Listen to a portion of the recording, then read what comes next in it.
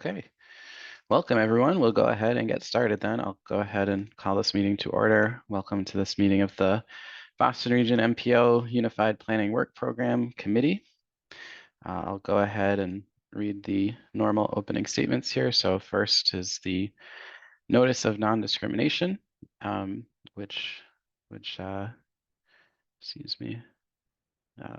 reads as follows: that you are invited to participate in the transportation planning process regardless of your race, color, national origin, including limited English proficiency, religion, creed, gender, ancestry, ethnicity, disability, age, sex, sexual orientation, gender identity or expression, veteran status, or background. The meeting guidelines are that all participants will join the meeting with muted microphones. Please rename yourself to include your first name, last name, and affiliation. Participants may mute and unmute themselves, but always remain muted, please, unless you are actively speaking. To participate in the discussion, you can select the raise hand function by clicking on the participants button at the bottom of the screen, and a window will pop up with the raise hand button on the bottom, or the reactions button in the toolbar, and we will then call on participants. If you're on the phone, you can use *9 to raise your hand, and if you have any technical difficulties, you can contact Erin McGuire via the chat box, by email at emaguire@ctps.org, or by phone at 857-702-3681. The accessibility statement reads that this meeting is accessible to people with disabilities and that Zoom products are compliant with exceptions with the following standards: the Web Content Accessibility Guidelines 2.1 Level AA standards and revised Section 508 standards. And if you require any additional accommodations in the way of accessibility, you can also contact Erin McGuire of MPO staff, same email address as before. It's emaguire@ctps.org, or by phone at 857-702-3681. And we'll now go ahead and get started with introductions. I will go ahead and read the roll here. So I am Derek Cravat here as the meeting chair representing MassDOT's Office of Transportation Planning. I'll just go down and read the member organizations. MAPC. Good afternoon, Eric Barassa representing MAPC. Great. Town of Arlington. City of Boston. There, this is Jen Rowe with the City of Boston. Great. City of Framingham. Town of Medway. City of Newton. Oh, sorry. David Kozis representing Mayor Fuller, City of Newton. Great. Town of Norwood. Steve Olenoff, Trick Subregion, Town of Norwood. Great. And City of Somerville. Tom Bent, City of Somerville, representing Mayor Ballantyne. Great. RTAC. Leonard Diggin, sorry I'm late. I set my alarm for the wrong time. Oh, no worries. Excellent. MBTA Advisory Board. Good afternoon, everyone. Amira Patterson, representing the MBTA Advisory Board. All right, great. Welcome, everyone. Move on to our next item, which is public comments. Is there anyone present that would like to make a comment at this time? All right, seeing none. If you do have any, please feel free to use the chat box or raise your hand during the meeting, and we'll be sure to call on you then. Move on to the next item, which is action to approve the summary of the August 16th, 2023 meeting minutes. Ask for a motion and second to approve those meeting minutes. I'll make the motion. Thank you. Amira? And I will second that motion. Great. Motion having been made and seconded. Are there any comments or questions on the summary from August 16th? All right. Seeing none, I'll call the roll. OTP, MassDOT votes yes. Eric Barassa. Eric Barassa, yes. Jen Rowe. Jen Rowe, yes. David Kozis. David Kozis, yes. Steve Olenoff, Steve Olenoff, yes. Tom Bent, Tom Bent, yes. Leonard Diggins, Diggins, yes. and Amir Patterson. Amira Patterson, yes. All right, great. Thanks, everyone. So that's approved. We'll move on to our next item, which is federal fiscal year 2024 UPWP adjustment number 1. And I believe we have an MBTA grant to work into the UPWP here. So I'll turn it over to Srilekha to give some more detail. Thank you, Derek, and good afternoon, everyone. Thank you for joining this meeting. Today, I will be presenting Adjustment 1 to the FY 2024 UPWP. Next slide, please, Karen. This adjustment adds an MBT project into Appendix A of the UPWP to design battery electric bus charging infrastructure at Ashmont Station. This project is funded through the Federal Transit Administration's Area of Persistent Poverty grant, and therefore must be reflected in the UPWP. Next slide, please. This work is not funded by the MPO and therefore will have no impact on the UPWP's budget. It is also therefore considered an administrative modification. According to the MPO's public engagement plan, administrative modifications or adjustments do not require a public comment period. With that, I will ask you to vote to endorse this adjustment as we presented it today. For your reference, all the memo and the adjustment, both the red line and clean versions, are available on the meeting calendar for your review. So I will ask that you endorse this adjustment, and then looking forward, I'll be presenting this to the MPO board on November 2nd. And I believe someone from the T is on this call to answer any questions if you may have specific ones about the project itself. Thank you. Great. Thank you, Srilekha. Are there any questions on the adjustment? And like Srilekha said, there is a memo posted to the meeting calendar that sort of defines what Srilekha said, that this is for a grant the T received to design electric bus charging infrastructure at Ashmont Station, like Srilekha said. So we're just kind of taking this as a required step that FTA requires, that this be shown in the UPWP. So Is this, Ellie, are these design funds or is this like a planning study? It is for design, yeah. That's interesting. And we have to program it on the UPWP, not the TIP. I know, I did a double take of that as well, just late last week. Yeah, it does say in the NOFO that they have to be programmed in the UPWP. I think we will also have to go through, when we are ready to put this on an FTA grant, I think there'll have to be another action putting it into the TIP. And these are the funds received, not that you're applying for them. You guys were awarded this. We won, yeah. Yeah. Yeah, a few months ago. yeah. So when it goes into the TIP, it'll kind of just be like part of maybe a larger amendment that just adds the project in addition to maybe some other changes at the time. I'll just show it there as well. Yeah. Yeah, that's great. And I'm happy to make a motion to support this.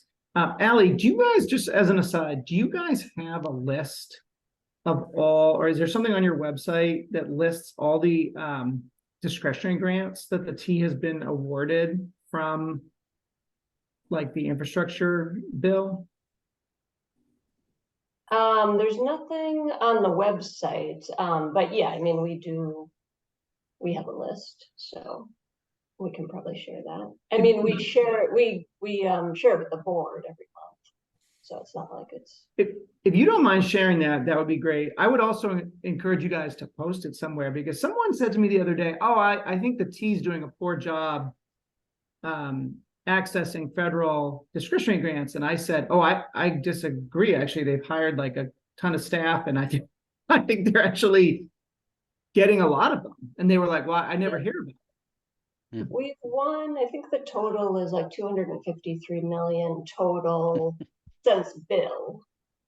And that, I mean, a couple of those were very big, like the 116 for BEBs and the 66 for Symphony. But yeah, we've definitely. Yeah. done I, pretty- I think that's a great accomplishment and Yeah. should be celebrated. Anyways, yeah, would love to see like a comprehensive list of everything if that's easy to do. Yeah. Thank you. Thanks, Eric. Thanks, Ally. Steve Olenoff. Yes, well, first I'll second that. And I was noting that this is for to recharge buses at the station. And I know I'm familiar with, you know, the overnight, the bus terminals, the recharging there. So obviously a good idea to have the buses while they're waiting, you know, to start their runs, between runs, to be charged at these. Does this mean that a whole lot of T stations which have a lot of bus activity there, they're going to also have this kind of installment? Well, right now, yeah, this is a pilot to design and sort of learn about how to, you know, implement these things and how they work. But yeah, eventually that would be necessary in order. Yeah, so this is the first one, and so once you have the design set for this, then you'll be just putting them in at other stations. All right, Yeah. thank you. Great. Right. Yeah, we got some activity in the chat, just agreeing that it'd be great to see a public posting and, you know, folks agreeing with that. So, all right, I don't see any other questions. I believe Eric made a motion and Steve seconded that. So motion having been made and seconded, I will now go ahead and call the roll. Derek Vatt, yes. Eric Barassa. Eric Barassa, yes. Jen Rowe. Jen Rowe, yeah. David Kozis. David Kozis, yes. Steve Olenoff. Steve Olenoff, yes. Tom Bent. Tom Bent, yes. Leonard Diggins. Diggins, yes. And Amira Patterson. Amira Patterson, yes. All right, great. Thanks, everyone. So that's approved, and then we'll put that in front of the MPO next week as well, just for their endorsement. But that all sounds good. We'll move on to our next item, which is a presentation from Betsy Harvey on the Transportation Equity Program. Take it away, Betsy. Eric, and good afternoon, everyone. Next slide, Eric. I am going to talk today about the Transportation Equity Program. I understand that many of the program managers at the MPO are going to be coming to the UPWP board over the next several months, and just talking about kind of the programs we're doing and the programs and the work that we're planning on doing this year for your information and feedback and questions. So this is the first one. So next slide, please. So I'm going to talk first about the framework and kind of guiding principles for the Transportation Equity Program. And then I'll talk a little bit about the work that we're planning on doing this year under the program. So we recently updated the Transportation Equity Goal in our LRTP to state that we facilitate an inclusive and transparent transportation planning process and make investments that eliminate transportation-related disparities borne by people in disadvantaged communities. And so that's really the framework under which we operate the equity program. And I think kind of two key takeaways about that goal statement is, one is that engagement is a critical part of that, facilitating an inclusive and transparent transportation planning process. And that, you know, we can't have an equitable transportation system without equitable engagement. And it's part of why Stella and I are both presenting today, because those two elements are so intertwined, engagement and equity. And then the other kind of part of the goal statement focuses on outcomes, and that we want to eliminate transportation-related disparities borne by people in disadvantaged communities. And it's been increasingly important for the equity program to focus on transportation outcomes, and we need to understand where we are today if we're going to be able to improve outcomes for the future. And so as you'll notice when I get to the next slide, that we will be working, a lot of our work will be focused on that, is on the quantitative side of understanding transportation impacts system-wide and in particular communities. to equity populations, and thereby being able to identify ways that we might be able to improve those outcomes. And when I say equity populations, most generally what we focus on are those protected by federal civil rights and environmental justice regulations and guidance, which include communities of color, people with low incomes, people with disabilities, older adults, youth, and people with limited English proficiency. And so the areas of work in the equity program kind of cover three main buckets. And that's how I kind of think about the work in general. The first bucket is the Civil Rights Program, which mostly contains the federal and state work that we need to do to stay in compliance around civil rights. So that includes Title VI reporting, which we submit on a regular basis, usually annually, to MassDOT and Office of Diversity of Civil Rights, as well as kind of doing kind of regular kind of maintenance work to make sure that all of our meetings and all of our documents are in compliance, and that we are communicating to people about their rights and our responsibilities to make sure that we support those rights under law. It's a relatively small part of the total budget. It takes usually anywhere between $20,000 and $40,000 a year of an approximately $200,000 budget. So critical, but relatively small in terms of the budget. The second bucket we do work under is broadly called analysis and MPO support, which is the largest bucket, which takes up normally about half of the work that we do in the equity program. And it is very wide ranging, things like maintaining the demographic data from the census that supports this program in every way, supporting the TIP and LRTP and other MPO work and studies, and doing a one-off or other types of work that will help support and help us to better understand equity and to generally improve transportation outcomes. So it's a pretty big bucket and a pretty important part of the program. And the third part is public engagement. And even though it takes up maybe $20,000 or so of the entire equity program, I work very closely with Stella Jordan and the rest of the communications and engagement team on engagement around equity populations. And so you can't really just say that, we're doing this amount of equity work or equity engagement because the two groups, the two programs, public engagement program and equity program, are very much intertwined in that way. Next slide, please. So I'm going to talk a little bit about the program activities that we are undertaking in each of those three buckets this year. So these are kind of larger overarching activities. There's some other things, but I wanted to focus on the things that I felt that this group would be most interested in hearing about and providing any feedback on. Under the Civil Rights Program, we are going to be submitting Title VI reporting updates. You might remember that we submitted a Title VI triennial report last year that got approved by the board. We are going to be addressing some questions and updates that Office of Diversity and Civil Rights at MassDOT has requested of us.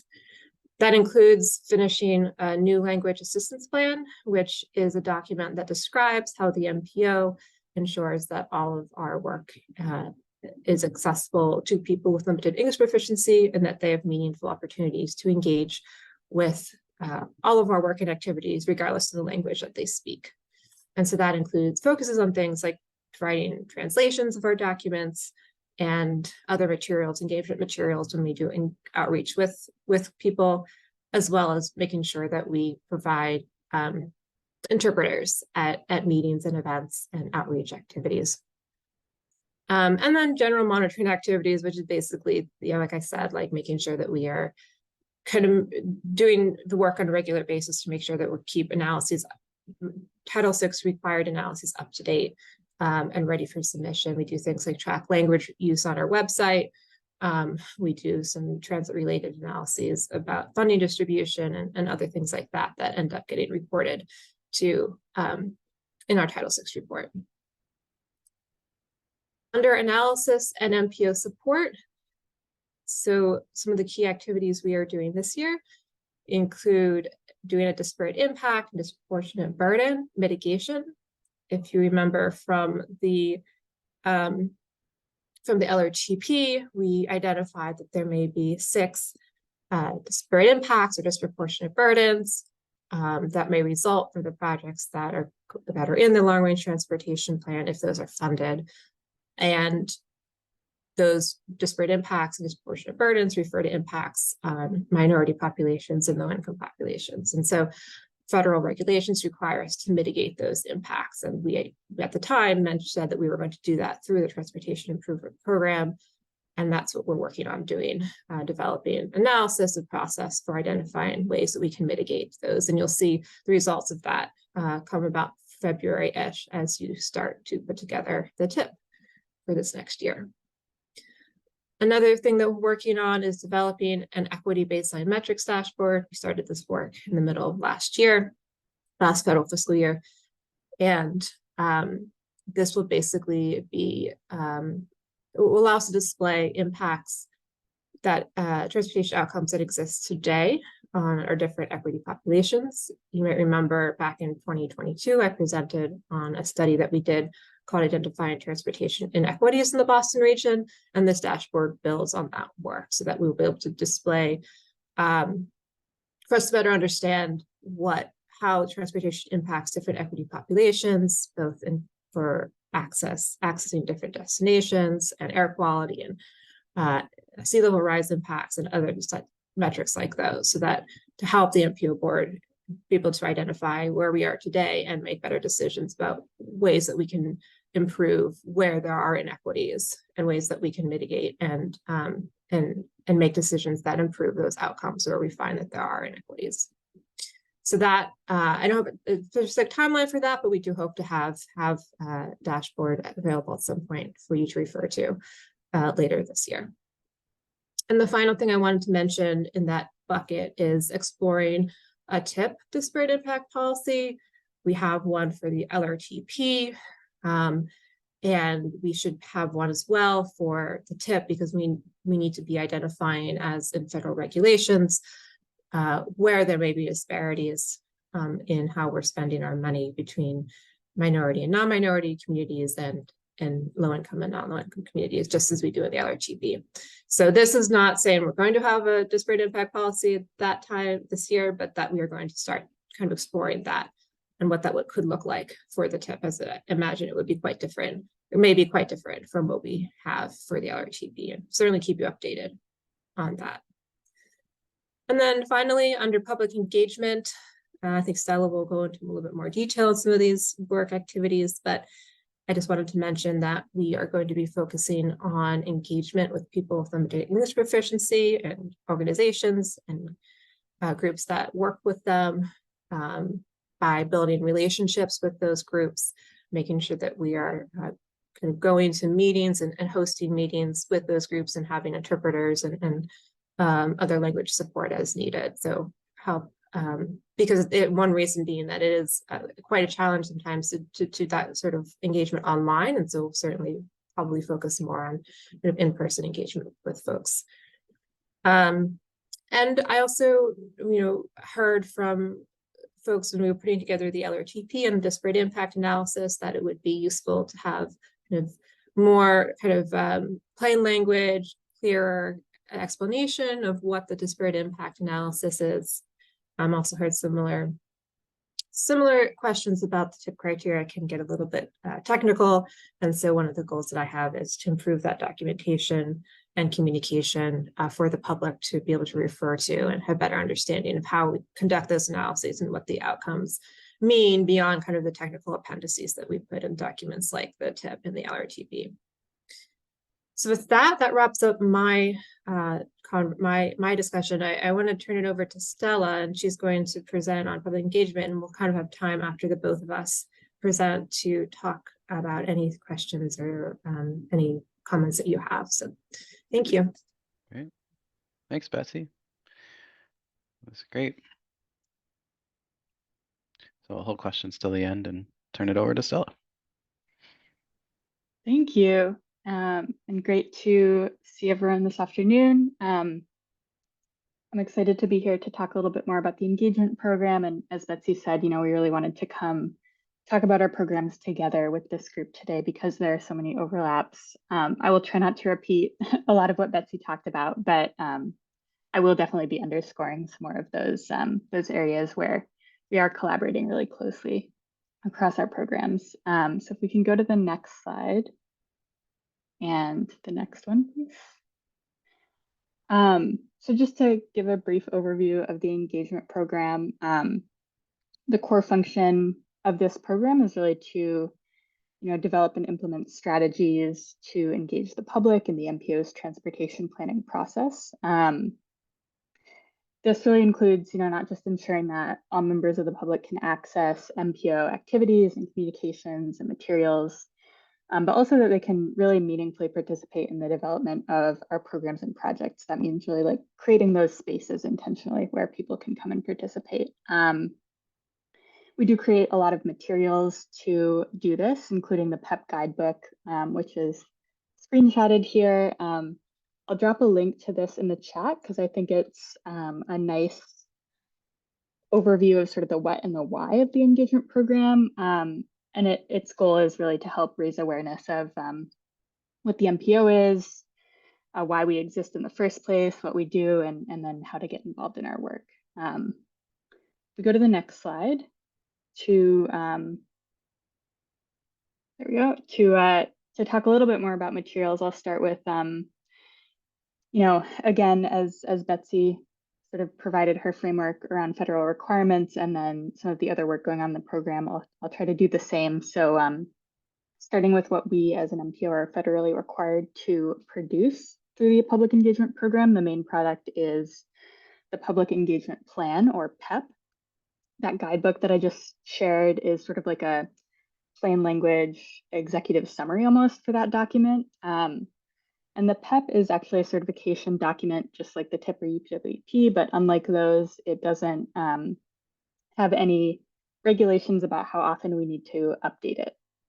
However, all MPOs are required to have a version of this document to outline their public participation processes, and then especially how they're meeting federal participation requirements, such as civil rights regulations that Betsy was discussing, as well as the regulations regarding making sure that public meetings are accessible, providing public comment periods for certification documents and amendments and things like that, we're all very aware of in this committee as many things pass through here. So another key element of the PEP, though, is also outlining ways that we as an agency are really working to go above and beyond those federal requirements, really to create meaningful connections with the communities throughout our region. And that's where these program principles come in. These are outlined in more detail in the PEP itself, sort of as a framework for thinking about all of our engagement-related activities that we're doing in the program. And within that framework, the Regional Transportation Advisory Council as well is a public forum, obviously, for learning about MPO work and helping to develop it, is also part of the engagement program. I'm the staff manager for the Advisory Council as well. And we also, in a broader sense, aim to center the program in equitable approaches to engagement, as Betsy alluded to, really prioritizing engaging transportation equity communities who have historically lacked access to the planning and decision-making process and been overburdened by its impacts. So to that end, we really do work closely with the equity program on identifying which communities we need to be focusing our outreach efforts on, where there are gaps in our engagement, and how we can adapt our strategies to address those gaps. So that involves continuous tracking and evaluation of our work. Also really the ability and willingness to just be flexible in how we approach engagement, how we respond to shifting needs and priorities, both for the MPO and our partners, as well as for the communities that we serve throughout the region. If we go on to the next slide, I will just briefly outline some of the things that we're planning to do this federal fiscal year within the public engagement program. So we do plan to make an update to the PEP this year. The last full update of the document was in 2021, and several things have shifted in the agency and in the engagement program since then, including the new goals that we're implementing through the Destination 2050 LRTP, and especially the equity goal area that Betsy was mentioning. This will definitely be an effort that involves the equity program and many other staff and programs across the agency, and we also look forward to engaging you and all the other members of the board as well, and as that update progresses. We also want to expand the membership of the advisory council and make sure that the council's work and input into MPO work is as effective as possible, and develop as well some additional engagement and public education activities in collaboration with the council. We want to keep improving our equitable engagement processes, of course, always, and develop more data-informed processes within the program to really make sure that we're able to effectively and meaningfully engage our equity communities, such as especially people with low incomes and people with limited English proficiency.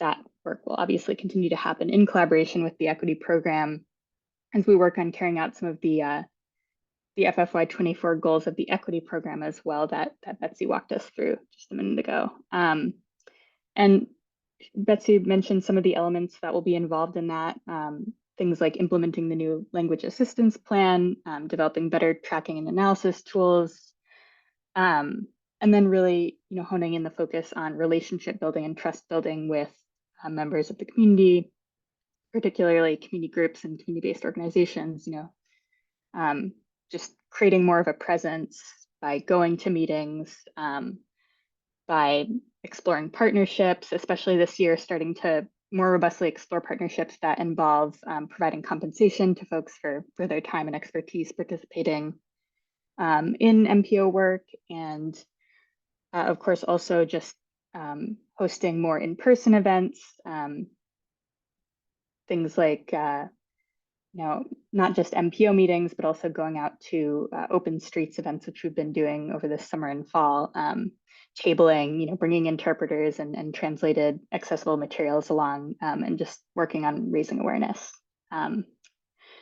Finally, a core function of the program this year will continue to be providing engagement support to other MPO activities and processes, including, of course, the development of the TIP and UPWP over the next several months, as well as collecting needs for the LRTP, which is always an ongoing process, and then really just helping to connect members of the public and stakeholders to the development of other MPO programs and projects, such as discrete studies like the environmental engagement study that we just kicked off, and other programs that you'll be hearing about over your next few meetings. So look forward to all of that work. And if we go to the next slide,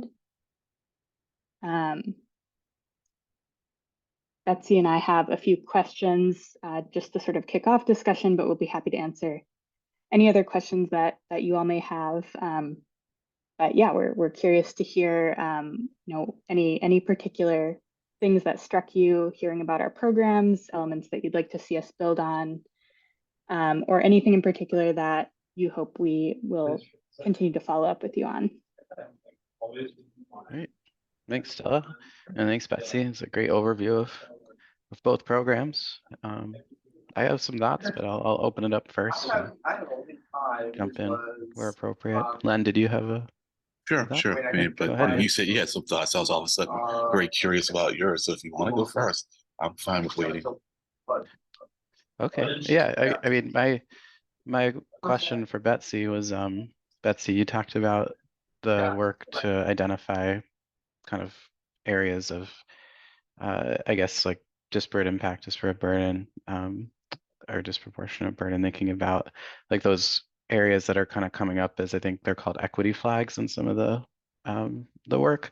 I'm curious if you view those more as places where you're going to go and initiate projects, or more as a filter to kind of evaluate projects once they're initiated. Like, what's sort of the vision for translating equity flags into projects or the evaluation of projects? I'm just curious what sort of the vision is for that next step. Are you thinking in terms of the equity dashboard, not the disparate impact mitigation work? Yes, yeah, I might have mixed up Okay, my no, my I think you got language that there. right. I think Yeah. it's important distinction because the disparate impact mitigation work is like a federally required thing we have to do. The dashboard, I try not to use the word disparate with the dashboard because it's not a federally required, it's not in response to any federally requirement. But it is looking at the inequities. So not to be nitpicky, but I will be, just to say that in the context of the dashboard, we're talking about calling them inequities or equity flags would be another way to say it. Right. But for the dashboard, yeah, I think we hope that people could use that certainly to initiate projects if they are looking to better understand where there might be inequities and they might want to focus their designs or their work at a municipal level or at a agency level. I don't think we would initiate projects, but certainly could support any questions or work in that area if proponents are interested in better understanding where their priorities might lie. I think another area it could help is potentially project scoring. That hasn't, I don't think that that idea has all been really fleshed out. But I think we most of all want it to be useful to the MPO board to be able to say, look at, I don't know, air quality, for example, and say, we see that at a regional wide level, air quality is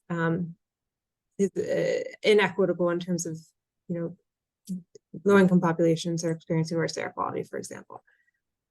And then that could translate into how we pick projects. We do have air quality criteria.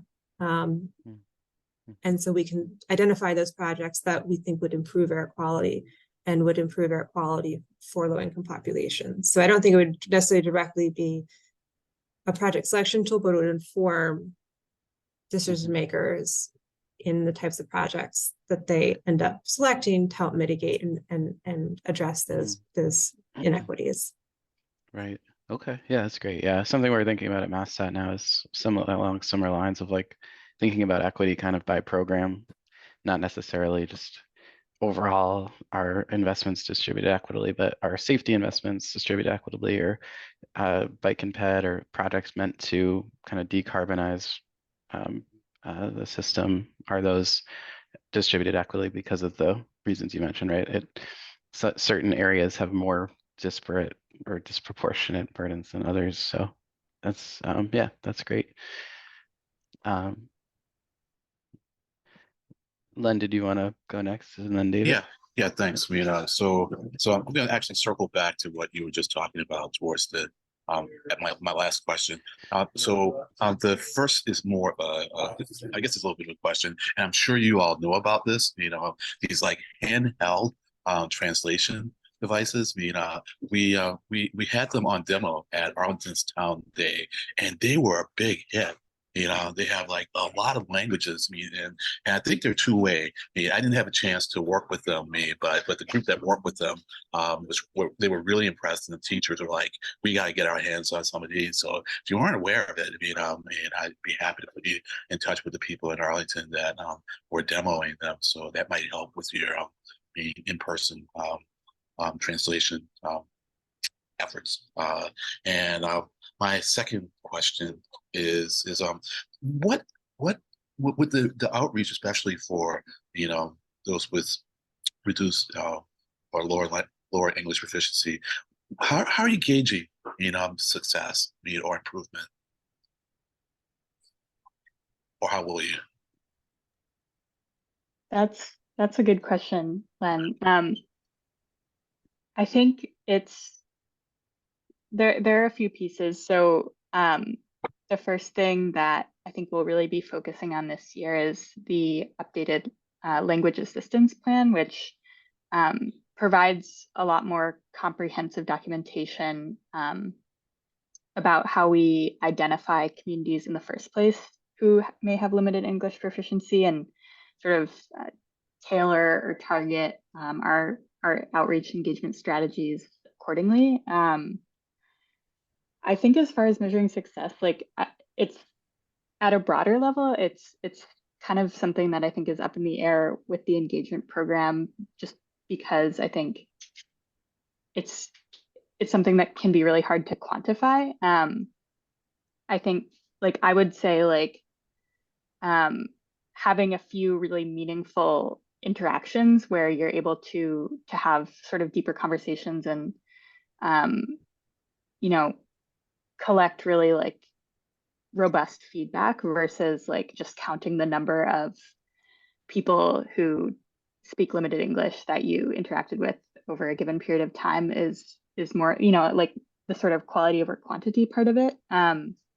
So I always say like, in terms of measurement, I think just the relationship building is really important. And it is hard to measure, but I think one of the things that we're doing in the program that I didn't mention is we prepare a yearly sort of summary memo that is backward looking, and we'll be bringing the one for the past federal fiscal year to the board in the next few months. But that sort of looks at like year over year how we did and who we talked to and what we were able to accomplish. And that's one way that we're looking at, you know, versus the last year, for example, like did we engage a greater variety of non-English speakers? Did we, you know, hear from people that spoke a wider variety of languages? Did we have, you know, meaningful interactions with certain organizations that serve those communities? And I think that's one thing that we want to sort of also build more frequent, more regular reporting about into the program. I don't know, Betsy, if you have anything to add on that. Yeah, it's a tricky one because just because you're not, you know, you don't have X number of public comments from people or X number of surveys doesn't mean they're not engaged with the MPO, and they just might be engaged in a different way that is more kind of aligned with what their interests are. One thing we do for like language is we do track, I think I mentioned like the number of languages that are translated, that our website is translated into. So we have that as a data point. You know, we track we can see who uses which document, which translated documents are used. Okay. But I think, you know, and also like the number of surveys, like who's, you know, if we get more, you know, surveys from people with English proficiency or more requests for surveys, that's certainly an indication. And I would think that as we build up those relationships, that we can use those relationships with those organizations who work with people with LEP to get more survey responses. So there's hopefully this feedback loop, even though it may not be an immediate, obvious, you know, numbers increase. We hope that can translate in some way to getting more kind of concrete numbers, feedback, and things like surveys and things like that. All right. Well, I have one more question, but I'll save it for later on if there's time. So I see two other hands up. So that's it. Thank you. Great. Thanks, Len. I think David, you had your hand up earlier. Did you want to go next? Yeah, and maybe this doesn't relate exactly, so it's okay to tell me if I'm, you know, off base, but I was just thinking about in general transit service in our region, and you know that a large chunk of the bus service and, you know, train service is probably already operating in AGA areas. And so then I was thinking, you know, the recent bus network redesign, right? And seemed to be very much focused on, what did they say? On like the transit resilient areas, right? And improving access in EJ communities in the region, and a lot of outreach, mostly done through the T, right? But it seems to be moving forward now, right? Like the Silver Line to Chelsea as an example. And I'm just wondering, does this fit in somehow in terms of how the MPO supports our equity communities? Or is this just not really relevant? I guess I can start, and Beth BNR has been a pretty distinct effort from what we are working on. I'm definitely aware of kind of how they approach their engagement what you're saying and how they identify equity communities and priorities for the changes they want to make to the bus routes.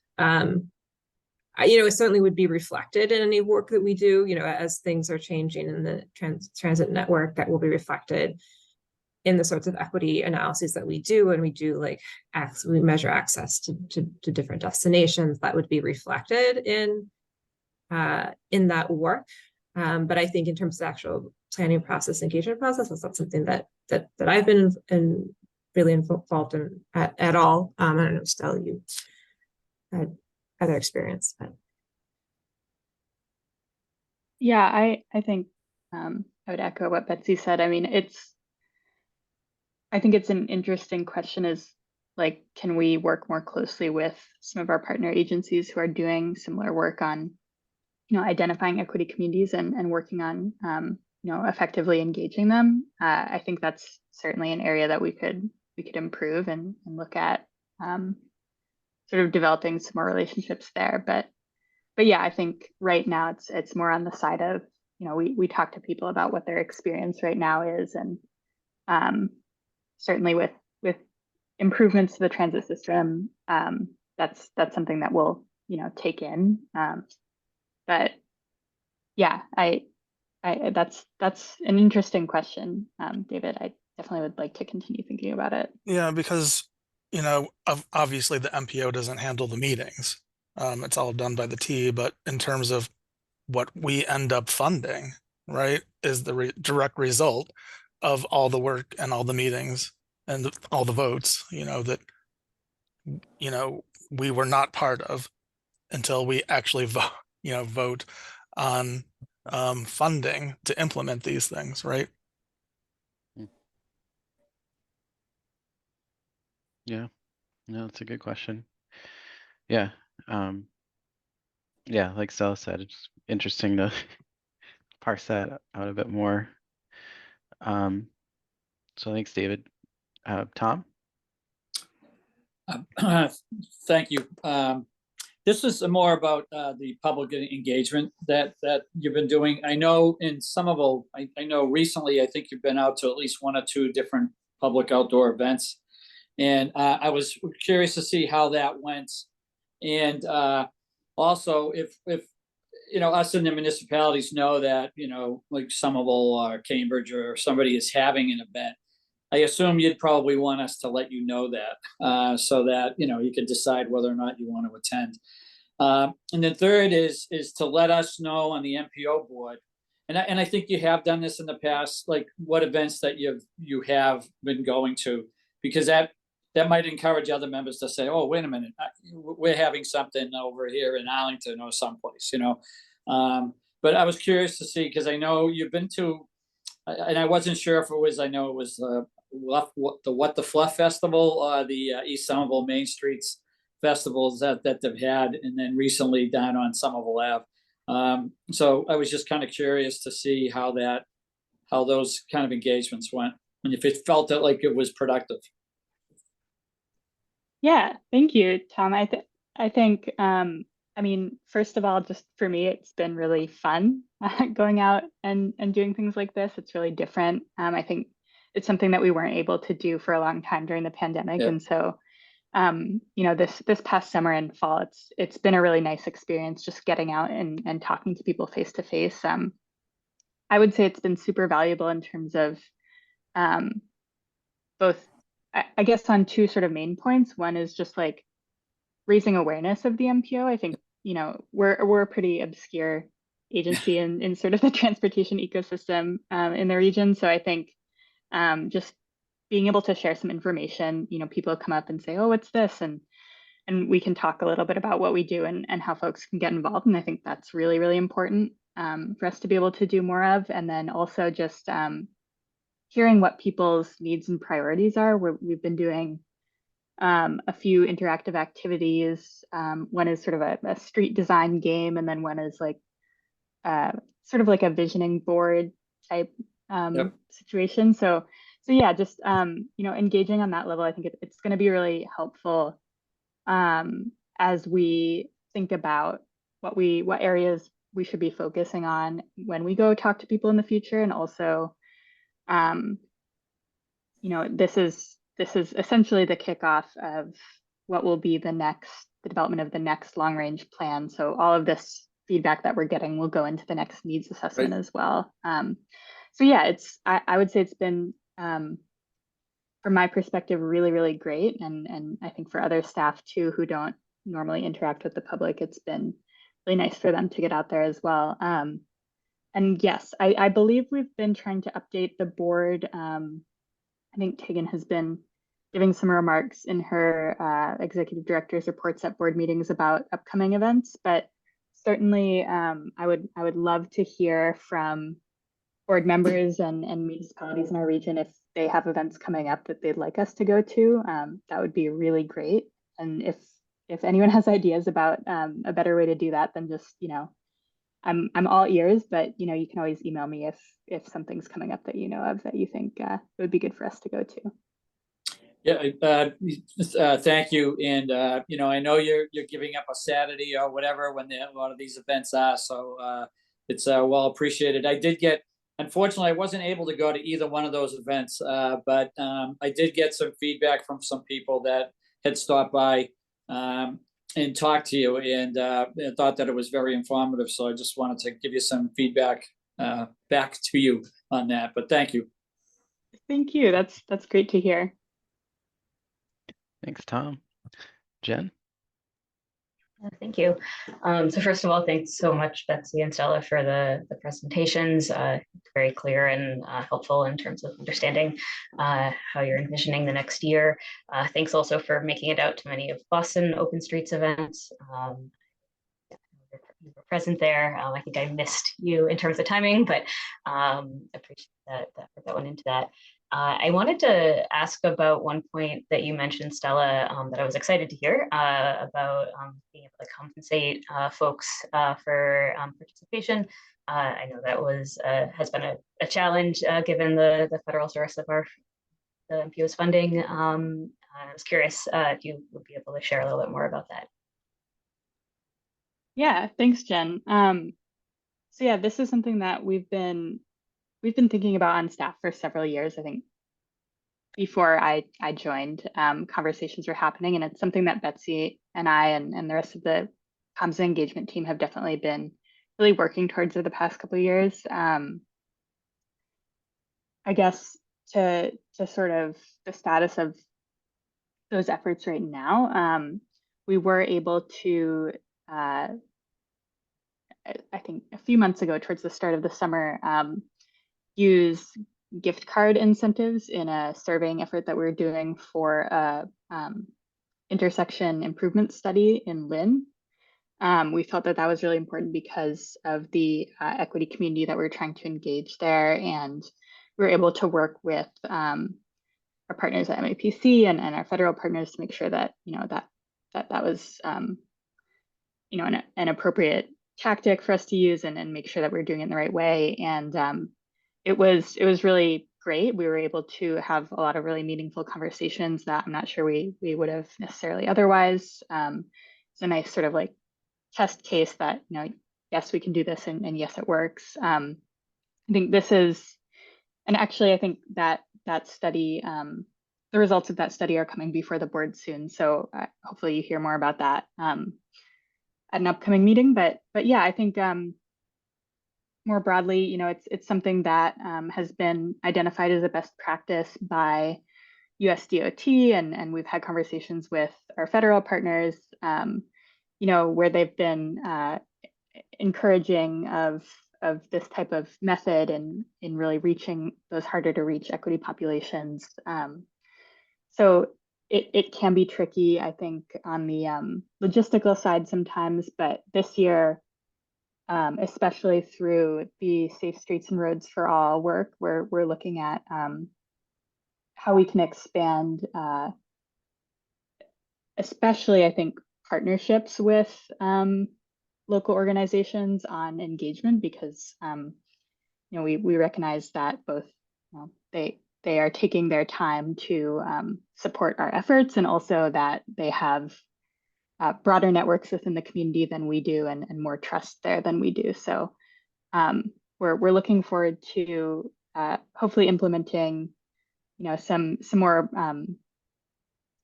official partnerships through that effort, and then hopefully through just general program activities as well. But we'll definitely keep you all updated on that.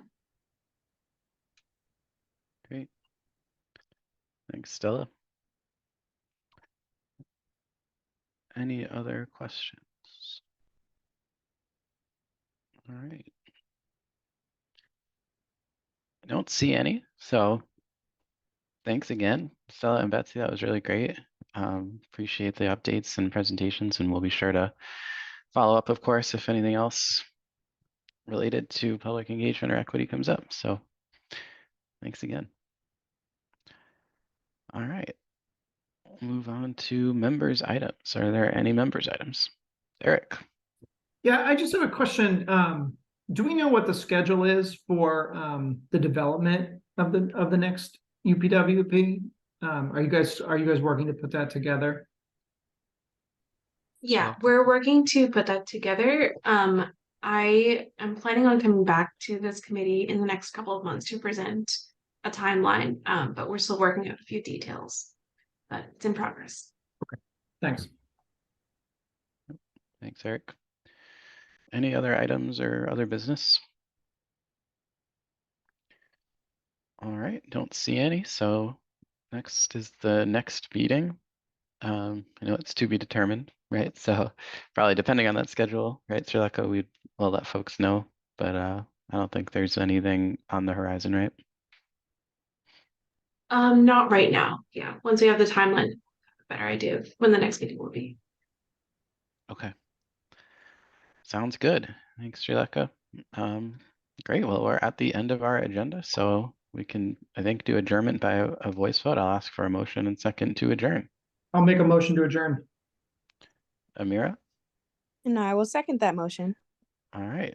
All in favor, please say aye. Aye. Any opposed? Any abstentions? All right. Thanks, everyone. Have a good rest of the day, and see you next week at the MPO meeting. Good one, everyone. Bye-bye.